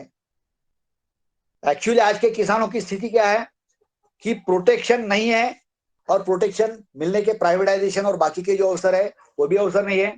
इसको जैसा कि अपन बोलेंगे कि माँ पेट भर खाना नहीं दे सकती और पिताजी खाने के लिए बाहर जाने नहीं देते, तो बच्चे क्या होंगे। बच्चे एक तो मर जाएंगे या जिंदे रहेंगे, लेकिन वो कुपोषित ही बनेंगे। आज की हमारी किसानों की जो व्यवस्था है वो किसानों की व्यवस्था हमारे देश में इसी तरह की है। अब इसमें से रास्ता क्या निकलेगा, इसमें से आखिर का जो पहलू मैं बोल के बंद करने वाला हूं कि यह तो विश्लेषण हो गया, लेकिन हमें क्या करना पड़ेगा। हमें हमारी कुछ मांगों को निश्चित रूप से, बाकी तो है ठीक है, ऑर्गेनिक फार्मिंग करें, हम ग्रुप फार्मिंग करें, किसानों में जागृति करें, यह निश्चित रूप से पहले मंजिल की जो बातें हैं, पहली मंजिल की बातें भी करें, दूसरे मंजिल की बातें भी करें, लेकिन तीसरे मंजिल पे जो सीढ़ियों को हमको चढ़ने नहीं देते, वहां पे जो अड़ंगे सरकार ने निर्माण किए हैं, उन अड़ंगों को दूर करने के लिए हमें सरकार से ही बात करनी होगी। क्या बात करनी होगी। सबसे पहली बात कि एसेंशियल कमोडिटी एक्ट से कृषि उपजों की यादी को निकाल डालो। जो मोदी जी ने किया था और फिर पीछे लिया, तो वो कानून की परिभाषा छोड़ दो, लेकिन हमको बोलना पड़ेगा। हम जब तक नहीं बोलेंगे कोई नहीं करेगा। 1955 से 2020 तक अगर किसी ने नहीं किया, वो तो सिर्फ मोदी के मन में आया, लेकिन वो भी वापस हो गया। तो भाई ये एसेंशियल कमोडिटी, जीवनावश्यक जो कानून है उसमें से कृषि उपजों की यादी को निकालो। दूसरा कदम होगा कि सही मापदंडों पर एमएसपी का निर्धारण करो। जो मैंने बोला कि डिप्रिसिएशन नहीं पकड़ा जाता, घरेलू लेबर की बातें नहीं पकड़ी जाती आदि, कि सही मापदंडों पर एमएसपी का निर्धारण करो। कम से कम सही निर्धारण करने के बाद तीसरी जो मांग होगी कि भाई बैंक में कुछ भी ना करते हुए 10% का मुआवजा मिलता है, तो किसान अगर मेहनत करता है तो उसको जितनी भी एमएसपी पकड़ी जाती उसमें 15% दो। अरे उसको 15% वो काम काय के लिए करेगा। आज किसानों के बेटे बेटियां जो काम नहीं करना चाहते, उनको पता है कि भाई जितना लागत है उतना भी पैसा नहीं निकलता, तो मैं मेरा समय क्यों बर्बाद करूं। उनको अगर लगता है कि भाई मेरा खर्चा जाके मेरे को कम से कम 15% मेरे को मिल रहा है, इतना अगर उनको इंसेंटिव मिले तो ही किसानों के या देहाती बच्चे उस क्षेत्र में जाएंगे। तो इसलिए कम से कम 15% को मिलाकर फाइनल एमएसपी में जोड़ा जाए और उसके आधार पे फिर खरीद की जाए। कृषि उपज की वहन अंतरराज्य बंदी जो है, जैसा एमपी वाले पंजाब में माल लेके नहीं जा सकते, यह बंद होना चाहिए। बिल्कुल बंद होना चाहिए। हम हमारे देश के किसान हैं, हम कहीं भी जाएंगे और कहीं पे भी हम अपना माल जो है वो बेच सकेंगे। यह डिमांड भी, क्योंकि यह सब भी किसानों ये सरकार के दायरे में है, तो सरकार से यह डिमांड करनी होगी। एग्रीकल्चर इंपोर्ट एक्सपोर्ट पॉलिसी में सरकार हस्तक्षेप न करे, बिल्कुल हमको खुले दिल से ये कहना पड़ेगा कि आप बाकी जो इंडस्ट्रियल सेक्टर होता है उसमें यदि आप हस्तक्षेप नहीं करते तो किसानों के दायरे में भी आपने यह हस्तक्षेप नहीं करना चाहिए। हर तालुका स्तर पर सरकारी या प्राइवेट मंडी भंडारण की व्यवस्था हो, चाहे उसके लिए फिर प्राइवेट लोगों की मदद ली जाए, कोऑपरेटिव की मदद ली जाए, लेकिन ऐसी व्यवस्था हो यह भी हमको बताना पड़ेगा। और आखिर में जिसे हम कई छोटे छोटे किसानों के पास में लागत लगाने के लिए पैसा नहीं होता, तो कॉन्ट्रेक्चुअल फार्मिंग, जिसको भी मोदी जी ने बोला था, वो कॉन्ट्रेक्चुअल फार्मिंग की कई जगह पे है, पंजाब में भी है। जिन्होंने विरोध किया था वहां पे 10% ज्यादा आज भी कॉन्ट्रेक्चुअल फार्मिंग है।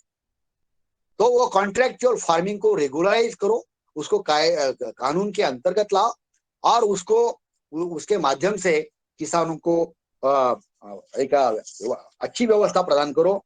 ये 6-7 मांगे जो है वह मांगे, क्योंकि सरकार ने ही निर्माण किए हुए अड़ंगे हैं, तो सरकार ही उसको दूर करेगी और सरकार ही ऐसी व्यवस्थाएं करेंगी, प्राइवेटाइजेशन को बुलाना, भंडारण करना आदि।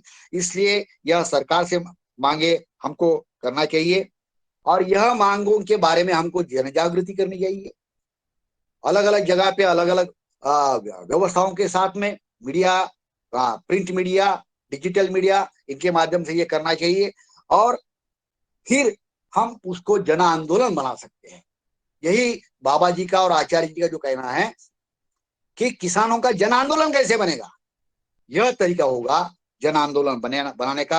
अंत में मैं एक बात बोल के मेरे शब्दों को विराम करूंगा कि यह सब सरकार ने ही निर्माण किए हुए अड़ंगे हैं। इसलिए इस देश के महान नेता शरद जोशी जी, उन्होंने 1990 में एक नारा दिया था कि सरकार ने ही जो अड़ंगे निर्माण किए हैं, वो अड़ंगे अगर सरकार ही दूर हो जाए तो किसान अपने आप अपने उपज का योग्य मूल्य पा सकता है। हमको सब्सिडी नहीं चाहिए, हमको कर्ज माफी नहीं चाहिए, हमको ये 2000-3000 रुपए मिलने वाला महीना नहीं चाहिए। हमारे उपज का जो मूल्य है वो मूल्य चाहिए, हमको भीख नहीं चाहिए। सिर्फ सरकार ने जो अड़ंगे निर्माण किए हैं वो अड़ंगे अगर दूर हो जाते हैं तो किसान अपने बलबूते पे निश्चित रूप से 2 पैसे पा सकता है। इसलिए उन्होंने नारा दिया था कि सरकार अगर ऐसा नहीं करता तो आप सरकार से कहो, सरकार समस्या क्या सुलझाए, सरकार यही समस्या है। सरकार समस्या क्या सुलझाए, अगर नहीं सुलझेगी तो सरकार यही समस्या है। ये सरकार की समस्या जो है, सरकार नाम के जो प्रावधान है, चाहे केंद्र सरकार हो राज्य सरकार हो, इन्होंने अड़ंगे निर्माण किए हो, उनको अगर दूर होते हैं तो ही किसान अपनी फसलों के वाजिब दाम ले सकेगा, तीसरे मंजिल के छत पे पहुंच सकेगा और निश्चित रूप से किसानों का विकास हो सकेगा। इन्हीं शब्दों के साथ में मेरे वाणी को मैं विराम करता हूं। धन्यवाद। धन्यवाद आदरणीय डॉक्टर साहब, बहुत महत्वपूर्ण विषय पर आज आपने चर्चा की।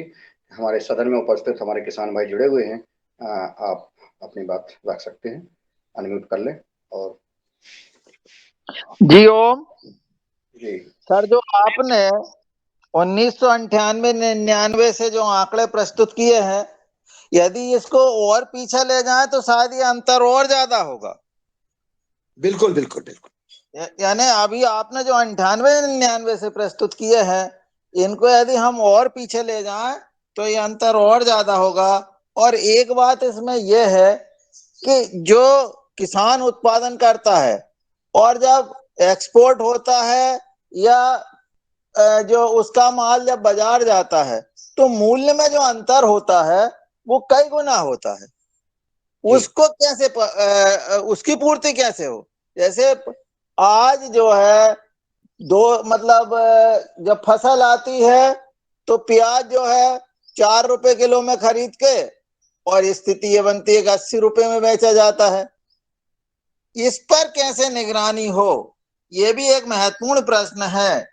क्योंकि जब उपज होती है तो मूल एकदम सस्ते हो जाते हैं, और जब उसकी कमी होती है तो एकदम मूल बढ़ जाते हैं, और उसका फायदा व्यापार जो हमारा बिचौलिया है वो उठाता है, किसानों को उसमें कुछ नहीं मिलता।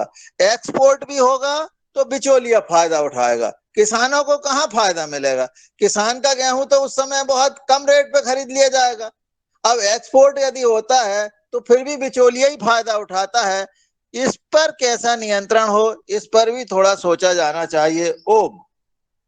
हाँ, यह बहुत महत्वपूर्ण प्रश्न आपने उठाया है, और इसके लिए जो प्रयोग किए गए हैं हमारे वर्धा जिले में, नागपुर जिले में जो प्रयोग, वर्धा जिले का तो मुझे 100% पता है कि जो उपज आती है उसको वेयर हाउस में रखा जाता है, और उस पे उस दिन का जो 70% है, 70% ऋण दिया जाता है, भुगतान किया जाता है।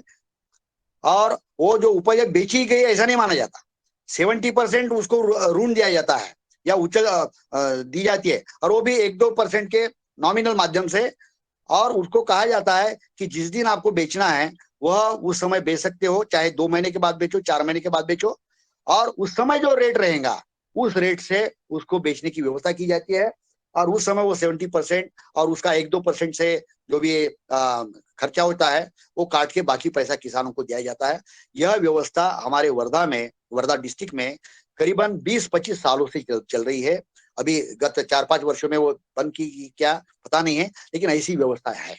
ऐसी व्यवस्था है, अगर हर जिले में हो, हर जगह पे हो, तो निश्चित रूप से यह एक रास्ता है जिसके माध्यम से किसानों को लाभ।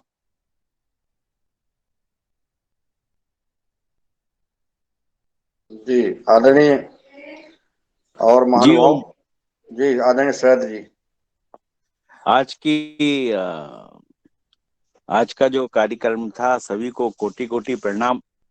आज डॉक्टर किशोर जी ने बहुत अच्छी बातों का समावेश किया, जो बहुत इस चीज पे मंथन करना बहुत जरूरी है। अगर किसी चीज का रेट नहीं मिलेगा तो फिर उत्पादन में और किसान की स्थिति में सुधार नहीं आ सकता।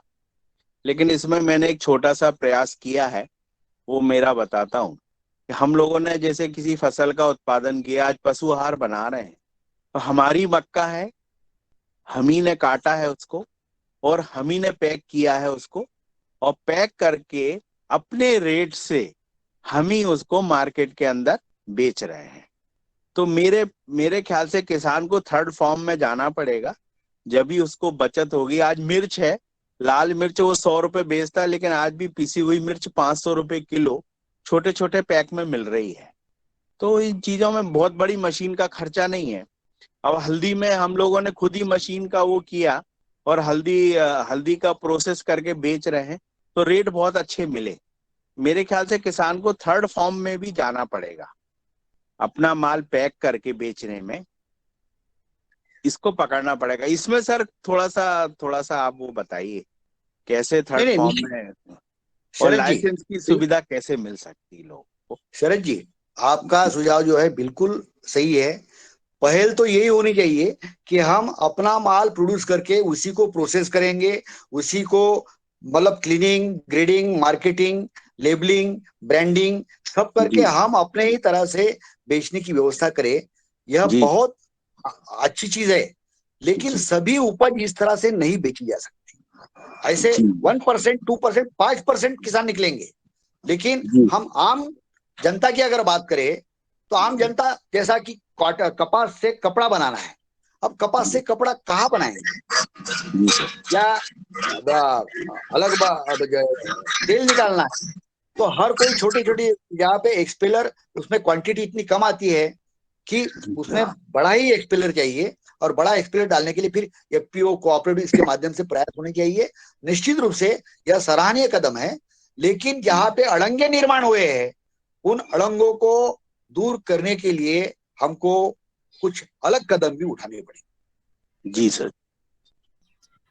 नमस्कार सर जी। जी जी आज डॉक्टर किशोर जी ने बहुत ही अच्छी विचारधारा के साथ ही अपने बहुत अच्छे सुझाव दिए हैं। हम इनका तहे दिल से स्वागत करते हैं। लेकिन ये अड़ंगे तभी दूर होंगे जैसे गवर्नमेंट में आरक्षण या एम्प्लॉयज में आरक्षण होते हैं, ऐसे ही एक आरक्षण आना चाहिए कि उसमें 25% किसान एमएलए एमपी हों। जब तक हमारे किसान वहां नहीं पहुंचेंगे वो हमारे लिए कानून नहीं बना सकते, क्योंकि बनाने वाला अपना होगा तभी अपना अपने के लिए सोचेगा। ये चीज पे हमने ध्यान देना होगा। हमने मतलब जो अधिकार हमारे वो मांगने होंगे। जब तक हम सरकार में अपना पैर नहीं रखेंगे ना, उसमें एक आरक्षण होना चाहिए। जैसे महिला आरक्षण है, 33% एमएलए एमपी महिलाएं होंगी, ऐसे ही 25% किसान का आरक्षण भी होना चाहिए। वो 25% किसान एमएलए एमपी होंगे। जब हमारी वहाँ वोट होगी ना, वहाँ हमारा अपना आदमी कोई बोलने वाला, हमारा अधिकार मांगने वाला खड़ा होगा, तभी हम अधिकार वहाँ मांग पाएंगे और वो उनको लागू करवा पाएंगे। जब तक हमारा अधिकार मांगने वाला नहीं होगा, वहाँ उनको लागू करने वाला नहीं होगा, तो हम अधिकार की बात करते रहेंगे, लेकिन उसमें आगे कुछ होना जाना नहीं है। दूसरी चीज मैं आपको बता दूं कि हम एमएसपी की बात करते हैं।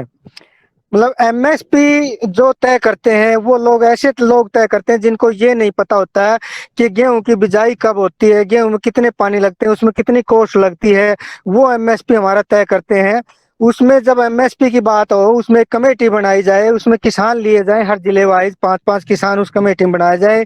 उस कमेटी से की एक मीटिंग हो साल में 2-3 बार। वो फसलों का एमएसपी तय करके सरकार को दें कि भाई ये हमारे को एमएसपी चाहिए, क्योंकि किसान को पता होता है कि उनकी कितनी लागत आई है, उसको कितना प्रॉफिट चाहिए, तब वो प्रॉफिट मिल पाएगा, तब वो हमें सही एमएसपी मिल पाएगा। दूसरी चीज, सबसे मोटी चीज ये होती है कि हम मतलब इस चीज की तरफ ध्यान दे देते हैं, भाई प्रोसेसिंग करें। प्रोसेसिंग से ठीक है, फायदा होगा हमें, लेकिन अगर हम सब प्रोसेसिंग करने लगे तो लेने वाला कौन होगा इन बातों को। मतलब प्रकृति ने हर चीज का संतुलन दिया है, अगर हम उस संतुलन को लेके काम करेंगे तो कामयाबी रहेगी। असंतुलन किसी भी चीज का बिगड़ा तो हमारा स्वास्थ्य बिगड़ेगा, चाहे वो प्रोसेसिंग का हो। हर आदमी प्रोसेसिंग करने लग गया तो लेने वाला कौन बचेगा। दूसरी चीज, हम बिचौलिए की बात करते हैं, बिचौलिए खत्म हो जाए तो किसान को फायदा होगा। किसी भी सिस्टम का चेन से काम होता है, अगर बिचौलियों का आप खत्म कर दोगे, डायरेक्ट कस्टमर तक हर चीज हम नहीं पहुंच सकते, नहीं जा सकते। तो अगर जब हम डायरेक्ट कस्टमर तक जा नहीं सकते, बिचौलियों को हम खत्म कर देंगे, तो हमारा प्रोडक्ट बिकेगा कहाँ। एक सिस्टम कानून के तहत, अधिकार के तहत बनना चाहिए, ना बिचौलिए खत्म होने चाहिए, ना संतुलन बिगड़ना चाहिए, लेकिन कानून ऐसे बनने चाहिए कि हर चीज का एक प्रॉफिट तय हो। कानून बने कि भाई इस चीज की 5 रुपए कॉस्ट है तो इस पर 1.5 रुपए मुनाफा उस कस्टमर को मिले, ताकि उसका वो आगे काम करता रहे, उसके परिवार का पालन पोषण हो सके। कि कानून ऐसा होना चाहिए कि उसका प्रॉफिट तय होना चाहिए। जब तक हम प्रॉफिट तय नहीं करके चलेंगे, तब तक वो चेन सिस्टम संतुलन बिगड़ता ही रहेगा। क्योंकि कोई भी, अभी हम बात करते हैं सरकार का, मैक्सिमम जब भी किसान के प्रोडक्ट बढ़ता है, दाम बढ़ता है, तो बोले महंगाई बढ़ जाती है। लेकिन महंगाई कहाँ बढ़ती है, उस तरफ ध्यान नहीं दिया जाता। महंगाई बढ़ती है एमएलए एमपी के अलाउंसों से। अभी मैक्सिमम हम सब समझते हैं, मतलब एक 300 रुपये में, 400 रुपये में पूरे महीने आप कितनी कॉल करो, कितना नेट यूज करो, 400 रुपये अलाउंस होता है। लेकिन एक एमएलए एमपी को एक महीने का 80,000 रुपये अलाउंस मिलता है। इन चीजों की तरफ भी हमने ध्यान देना पड़ेगा। हमारा टैक्स का पैसा कितना एमएलए एमपी बर्बाद कर रहे हैं। जब 400 रुपये में हमारा काम हो रहा है एक महीने का, उनको 80,000 रुपये 80 क्यों दिए जा रहे हैं। तो ये चीजें हम तभी मांग कर पाएंगे जब हमारे वहाँ अपने योग्य अधिकारी, वहाँ एमएलए एमपी खड़े होंगे। तो इस चीज का हमने सबसे बड़ा विरोध ये करना है कि हमारा वहाँ अधिकार मांगने वाले हमने खड़े करने होंगे, कानून बनाने वाले खड़े करने होंगे, तब हम जाके सक्सेसफुल होंगे। जी जी, मैं भी कुछ कहना चाहता हूँ भाई जी की बात से प्रेरणा मिली है। जी जी भाई जी बोल रहे थे कि एमएलए एमपी किसान होने चाहिए 25%। तो मैं कहता हूँ आज भी एमएलए और एमपी संसद में, विधानसभा में 25% से ज्यादा है। किसी भी एमएलए और एमपी ने आज तक किसान के हक में कोई भी आवाज नहीं उठाई है। ये दुर्भाग्य है हमारे लिए। सर जी, आपकी बात ठीक है, 25% किसान, आपने कहा 2 25% एकड़ किसान। जमीन खरीद के तो किसान बन जाता ना। एमएलए 2 एकड़ जमीन खरीदेगा, किसान बन गया। नहीं नहीं सर जी, जो हम आप कर रहे हैं, जो किस एमएलए एमपी ये कहते हैं मैं किसान हूँ, उनसे आप ये पूछ के देखो कि भाई गेहूं कब बिजाई होता है। अगर वो किसान है तो बता देगा गेहूं कब बिजाई होता है। मतलब कहने से किसान नहीं हो गया वो। तो ये प्रॉपर्टी तो सभी के एमएलए एमपी जो होता है उसके पास प्रॉपर्टी होती है, वो चुनाव तभी लड़ पाता है। प्रॉपर्टी नहीं है तो एक आम आदमी चुनाव लड़ ही नहीं पाता, उसका खर्चा ही वह नहीं कर पाता। सबसे मेन चीज ये होती है, जब भी कोई चीज कहीं भी कोई कानून बनता है, कुछ भी बनता है, जो मतलब राक्षस प्रवृत्ति के जो लोग होते हैं ना, वो एक्टिव होते हैं हर मामले में, और वही वो एक्टिवता जो है, वो एक्टिवता उनको आगे लाती है। और जो मतलब साधुवाद प्रकृति का होता है, उसमें वो एक्टिवता नहीं होती, और वो एक्टिवता के कारण वो पीछे ही रहता है, और वो पीछे ही रहता चला जाता है वो साधुवाद के कारण। मतलब एक्टिवता साधुवाद में आएगी तभी वो आगे बढ़ पाएगा। राक्षस प्रवृत्ति में एक्टिवता ज्यादा होती है, वो हर मामले में ध्यान रखता है, भाई इस मामले में ये बात है, मुझे इस बात में बोल के आगे जाना है। सभी और को हम मेरा साधुवाद में नमस्कार। क्या करते हैं, हम बोलना नहीं चाहते, भाई छोड़ो कोई बात नहीं, हम क्यों वो करें, एक्टिवता नहीं हमारी साधुवाद में। सभी को मेरा नमस्कार। मैं डीडी शर्मा, कृषि विज्ञान केंद्र सोलन, हिमाचल प्रदेश से। आज के जो विषय के बारे में सभी ने चर्चा की, डॉक्टर किशोर ने जो ये 3 मंजिल का जो ये आज एक उदाहरण पेश किया, तो तीसरी मंजिल में ही मेन समस्या है। पहली दूसरी में तो है ये समस्या, लेकिन तीसरी मंजिल में ये समस्या है कि अब आप सब्जी उत्पादक क्षेत्र के एरिया को ले लें, तो जब भी हम वहाँ किसान अपनी फसल लेके जाता है तो उसका दाम उसे 10 रुपए मिलता है, लेकिन जैसे ही वो रेडी पे या किसी दुकानदार पे पास बेचने के लिए आता है, उसका दाम जो है एकदम 40 रुपया 30 रुपया रखा जाता है। तो ये सबसे बड़ी समस्या है। इस समस्या का समाधान करने के लिए जो डॉक्टर किशोर ने कहा कि इसके लिए छोटे छोटे आउटलेट्स कोऑपरेटिव सेक्टर में एफपीओ को बनाने पड़ेंगे, जिससे कि वो कंपटीशन आ सके। यही मेरा आज का इसके शामिल होने का आपके सामने रखने का विषय है, क्योंकि ये मार्केटिंग ही सबसे बड़ी समस्या है। किसानों को उचित दाम नहीं मिल पाता, इसके लिए बहुत ज्यादा संघर्ष करने की जरूरत है। नमस्कार।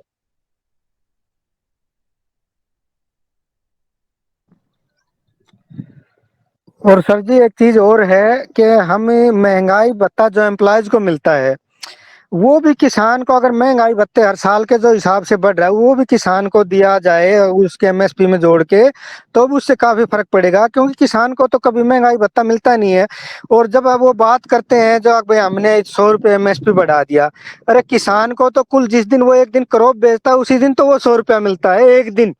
और जबकि कर्मचारी को तो डेली मिल रहा है, तो कम से कम उसको ऐसा तो सिस्टम लगाओ कि उसकी एवरेज बेस लगा के जो आप एमएसपी बढ़ा रहे हो, वो महंगाई भत्ते के हिसाब से एमएसपी बढ़ा दो कि भाई डेली का कितना महंगाई भत्ता एक एम्प्लॉयज को पड़ रहा है, तो किसान को डेली का मिले, ना कि एक दिन का। जबकि उसको जो एमएसपी मिलता है वो तो एक दिन क्रॉप बेचने जाता है, उसी दिन तो मिलता है ना, वो एक दिन ही मिलता है।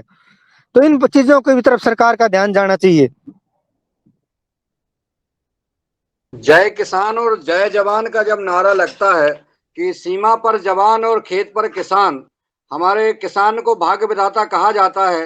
जब जवान हमारे सीमा पर शहीद हो जाते हैं, उनको 1 करोड़ से लेकर के कई सम्मान और उसके साथ जो मिलता है उसका हम विरोध नहीं कर रहे, अच्छी बात है, क्योंकि वो देश के लिए समर्पित होता है। किसान भी देश के लिए, खेत में अगर किसी सर्प ने किसान को काट लिया, अगर किसान की किसी आकाश बिजली गिरने से मौत हो गई, किसान को कितना कष्ट होता है, परंतु सिर्फ शब्दों में कहा जाता है जय जवान और जय किसान। किसान का सम्मान बिल्कुल नहीं किया जाता है, सिर्फ फोटो उतराई जाती है, चाहे वो मोदी हो, चाहे कोई मुख्यमंत्री हो, चाहे वो शिवराज जी हो, चाहे कोई भी हो, सिर्फ किसान का स्वापा बांध के फोटो खिंचाई जाती है, उसका सम्मान बिल्कुल नहीं किया जाता है।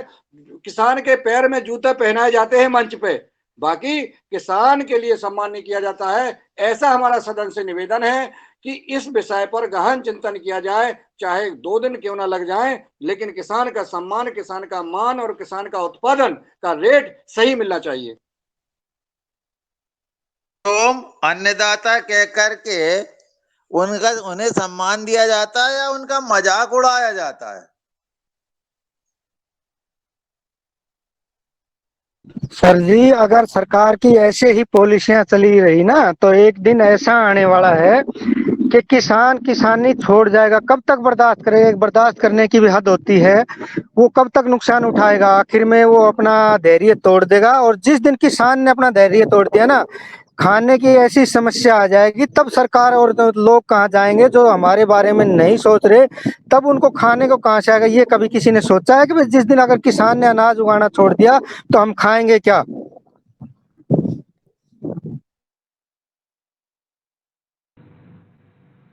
सदन में चर्चा लगातार चल रही है। अगर और किसी भाई का कोई सुझाव हो तो आज सदन में प्रस्तुत करें। फिर 8-11 हो गए हैं। फिर धन्यवाद मुनिलाल जी।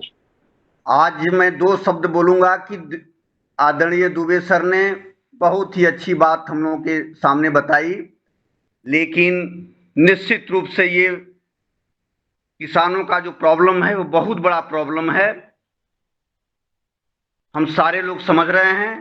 निश्चित रूप से कुछ पॉइंट जो दुबे सर ने बताया कि मोदी गवर्नमेंट ने अच्छा किया था, इस जो बीच में आया था जो नियम, लेकिन हमारे ही बीच में हमारे ही किसान के नेता समझिए या किसान समझिए, वे लोग इस पर गहन विचार विमर्श नहीं किए, वो ऐसा प्रयास नहीं किए कि इसमें से जो अच्छी चीज है वो कम से कम लागू करवा लिया जाए, जो इसमें से अवांछनीय है, जो हमारे नुकसान के लिए है, उसको आउट करा लिया जाए।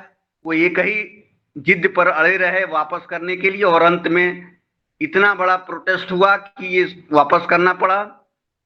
जब तक हमारे बीच में इस तरह के किसान रहेंगे, बनावटी किसान, और जैसा कि हमारे आदरणीय विक्की जी ने बताया कि किसान का आरक्षण होना चाहिए, मैं बता दूं विक्की सर कि कोई भी ऐसा नेता नहीं है जो अपने को किसान नहीं समझता है, और हम लोगों से ज्यादा खेती उनके पास है इस समय। जहां तक नॉलेज की बात है, अब इस समय सबके पास नॉलेज भी हो गया है।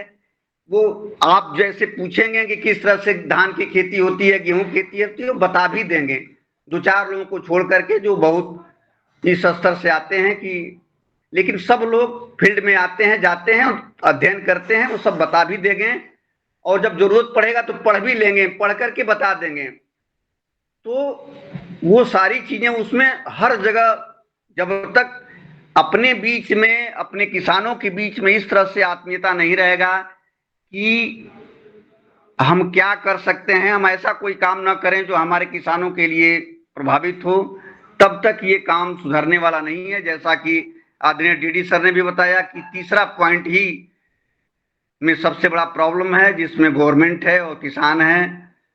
गवर्नमेंट की व्यवस्था में निश्चित रूप से हम लोगों का प्रयास होना चाहिए, प्रयास हुआ भी था, लेकिन फिर हम लोग असफल हो गए। फिर भी कोशिश होना चाहिए, समय ज्यादा हो गया है।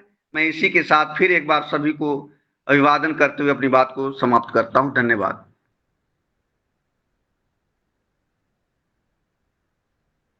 धन्यवाद आदरणीय भुवनेश्वर राय जी। और चूंकि समय हो गया है, अब अपन समापन की ओर चलते हैं, तो मैं आदरणीय नीलकंठ सावले जी को आमंत्रित करता हूं कि वो आए और सबका आभार ज्ञापित करने का कष्ट करें। आदरणीय ओम धन्यवाद आदरणीय मुनिलाल भाई जी, बहुत बहुत धन्यवाद। मैंने देख लिया था कि उर्मिला बहन जी के उससे जुड़े हैं आप। जी जी जी। तो आज के योग कक्षा और आज के जो हमारे डॉक्टर महाराष्ट्र के डॉक्टर किशोर दुबे सर ने जो किसान के प्रति और सरकार के बीच में जो कुछ बदलाव आना चाहिए, इसमें क्या क्या होना चाहिए, ये बहुत महत्वपूर्ण टिप्स हर बार दुबे सर के महत्वपूर्ण रहते हैं। आज भी बहुत महत्वपूर्ण सुझाव आ गए। तो इसी तरह ये महत्वपूर्ण सुझाव ये न्यूज़पेपर से, ये जो अभी मीडिया है, इससे होना चाहिए, ताकि कुछ ना कुछ ये अपना पहुंचना चाहिए तो सरकार के पास, तो तभी थोड़ा सा बदलाव आना होगा। अपनी जो सदन है अभी योगाहार की जो सदन है, इसमें से और भी अलग अलग तरह से मुद्दे अपन हर दिन उठाते हैं। ये मुद्दे मीडिया के तरफ से जाएंगे तभी कुछ किसान का तरफ ख्याल जाएगा, ऐसा मुझे लगता है। और आज हमारे जो पंढरपुर के इटोबाजी है, उसकी आषाढ़ी एकादश की सभी को शुभकामनाएं देता हूँ। और आज हमारे महाराष्ट्र में जो एकादशी का बड़ा व्रत रहता है, वो उसकी भी बहुत बहुत मैं हार्दिक शुभेच्छा देता हूँ। और आज के मुख्य अतिथि हमारे दुबे सर और आज के योग शिक्षिका को भी बहुत बहुत धन्यवाद। आज इसमें कार्यक्रम में सम्मिलित आदरणीय मुन्नीलाल भाई जी, आदरणीय बहन राजेश्री कुशवाहा जी, आदरणीय अजित कुमार सिन्हा जी, आदरणीय भगवान दास कुशवाहा जी, आदरणीय भुवनेश्वर राय जी, आदरणीय विनोद सिंह जी, आदरणीय डॉक्टर किशोर दुबे जी, आदरणीय इंजीनियर टोलेचंद जी, आदरणीय कुलदीप उनियाल सर जी, आदरणीय रघुवीर रावत सर जी, आदरणीय रमेश चंद मेहरा जी, आदरणीय रूप सिंह राजपूत जी, आदरणीय शरद वर्मा जी, आदरणीय सुनील यादव जी, आदरणीय उमाशंकर प्रसाद जी, और योगाहार ARC से जुड़े और अभी तक कार्यक्रम से लेफ्ट हुए उनको भी बहुत बहुत धन्यवाद और आभार प्रदर्शित करते हुए आज का योगाहार कार्यक्रम यहाँ पर समापन करते हैं और कल इसी ऊर्जा के साथ सवेरे 5:30 बजे मिलेंगे। तब तक के लिए ओम प्रणाम। ओम सावधान को प्रणाम।